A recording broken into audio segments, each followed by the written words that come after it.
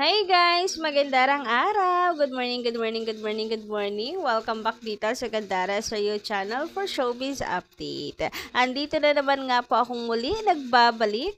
Ang nagmamaganda niya kachismosa Kim Pao, wala na pong iba, si Gandara, upang magatid sa inyo ng latest update and fresh happenings patungkol kay Kim Chiu and Paula Avellino. And para nga po sa gabing ay umagang ito, ang tatalakayin natin pag-uusapan ay patungkol sa nasungkit na award ng Kim Pao. And syempre tungkol sa sinabi ni Pao during awarding. O, di ba? Grabe nakakatuwa talaga ang Kim Pao, guys. Nakakatuwa.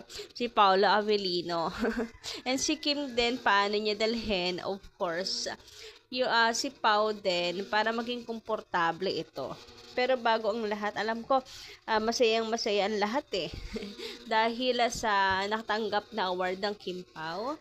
And mga susunod pa na magiging ganaps pa ng Kim Pao. Huy, bukas na! 26 na bukas! Uy, kakakailig. Ito na yun. Siya pala guys, hindi ako nakapag-update kagabi. Maaga po akong natulog para may lakas tayo bukas. Anyway, andito na naman nga po akong muli. Sa mga hindi pa nakaka-subscribe sa ating channel, pakiclick lang po ng subscribe button at notification bell natin para maging updated ka at ma-notify tuwing may bago po tayong chika at balita hinggil sa Kim Pao. Basta mga balita na may kinalaman kay Kim Chiu and Paula Avellino, sagot na po natin yan. And eto na nga.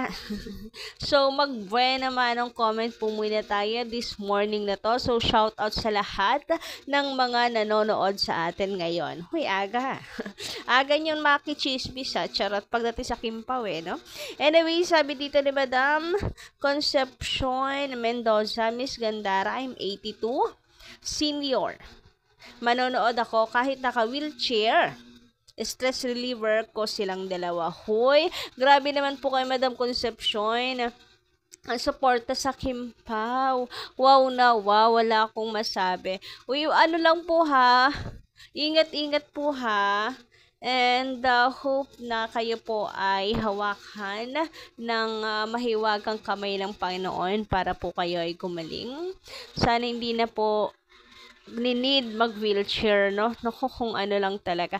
Sana po ay may kasama po kayo na mag-aano sa inyo, mag-aasikaso. Huwag pong kalimutan magdala na rin ng tubig.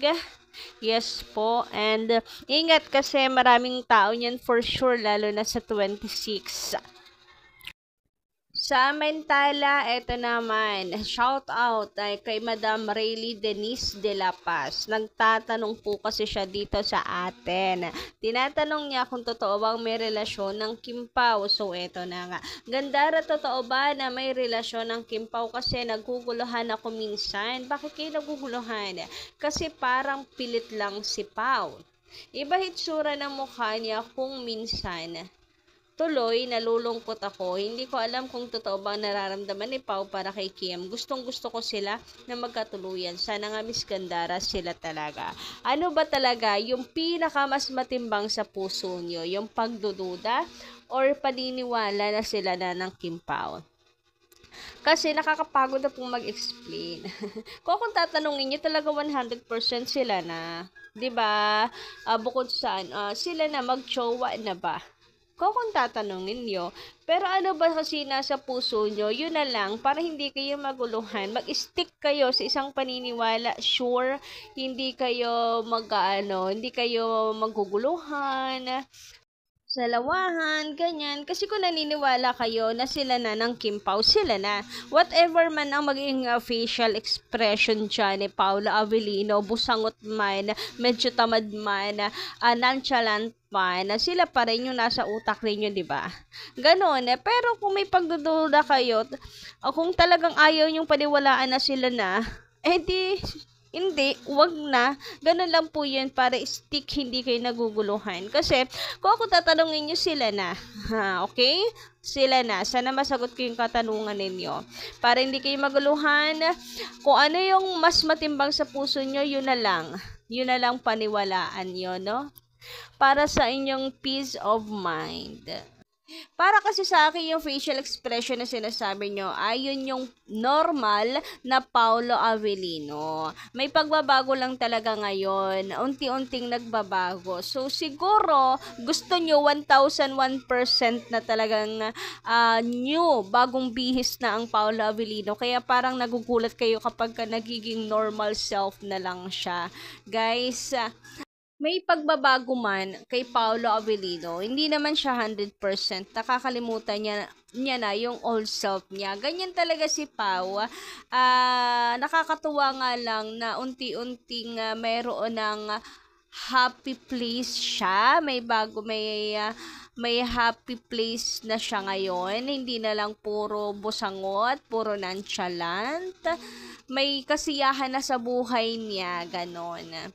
Samantala, sabi naman dito, Dara, good morning from Madam Remedios Doron. Ayan, good morning din, Madam Remedios. Mukhang good talaga ang morning natin, Anyway, eto nga sabi niya dito kagabi, nagpuyat ako. Hoy, kabaliktaran ko, nakatulog naman ako kagabi para may power tayo pagdating nga po ng, panonood ng My Love Will Make You Disappear bukas. Ayan, sa panonood ng PMC Award. Oy, doon pala nagpuyat si, Madam.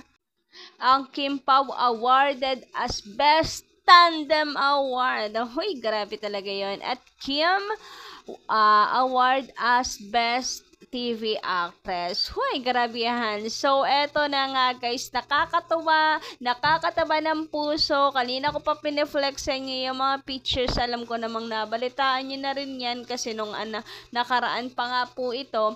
So, eto nga, congratulations sa Kim Pao. Congratulations Kim Chiu and Paula Avellino for being the recipient of Chairman Moreno Power Tandem Award for their performance in the series din lang at the 30th PMPC Star Awards for Television.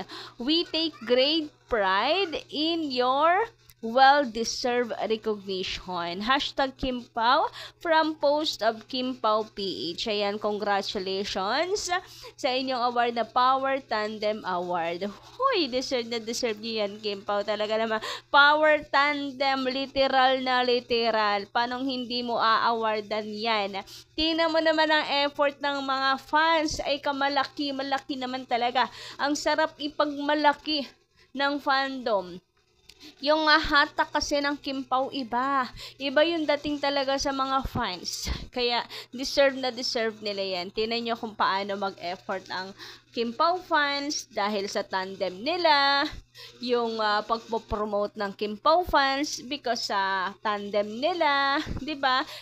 Dahil sa kilig, lakas ng tandem ni Kim and Paolo, kaya ganyan yung mga efforts. Mayroon bang ibang nakabuo ng fandom na ganito? May iba bang love team na nakabuo ng gantong fandom? Wala, 'di ba? Kim Pao lang. Yung may pa tarpaulins sa bawat bahay, tindahan, tricycle, nililibot, may pa motorcade, may pa LED billboard, may pa coffee truck, may pa buzz, may pa pang tawag dito? Black screenings na bonggang-bongga, at the same time may mga pa yan, may mga pa-giveaways pa yan, o diba? And meron pang mga team online na team dot, diba? And of course, may mga team online to boost the views of Kim Pao's updates, lalo na from ABS-CBN. So, kanya-kanyang diskarte, kanya-kanyang tulungan, kanya-kanyang way to support Kim Pao talaga. Hindi lang support na manonood, kundi tumutulong rin talaga sa pagpo-promote. Bongga, diba? Anyway, sabi naman ni Madam Helenita Catalasan, good morning, Gandara. Sana i-pray Kim Pao movie will be blockbuster. Congrats, Kim Pao, for the awards. Yes, congratulations, Kim Pao. Deserve na deserve nyo yung power tandem na yan. Kung meron man ngang nakapagpatunay ng tamang pag-award sa best tandem, kayo yon. Power tandem, kayo yon. Kim Pao yon. Sabi pa dito, watching from Paris, France. Uy, grabe yun. Thank you so much sa panonood dyan. Sa Paris, Madam Elenita Catalazan. God bless Kim Pao. Take care of your going abroad. Always pray Kim Pao wherever you go po.